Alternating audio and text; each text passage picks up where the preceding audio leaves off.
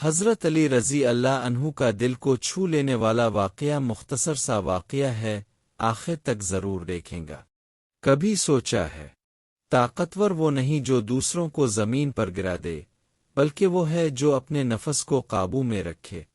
ایک رات مدینہ کی گلیوں میں حضرت ال چل رہے تھے۔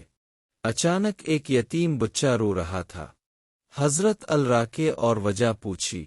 بچے نے کہا، میرا باپ نہیں رہا، ماں غریب ہے، بھوک ہمیں سونے نہیں دیتی۔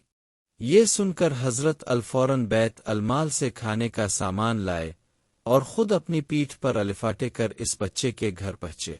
جب بچے نے کھانا کھا تو مسکرا کر کہنے لگا، کاش میرا باپ بھی ایسا ہوتا۔ حضرت ال کی آنکھوں میں آنسو آ گئے اور فرمایا، بیٹا، اب سے میں ہی تمہارا باپ ہوں۔ یہی ہے حضرت ال کا کردار، رحمت، انصاف اور محبت۔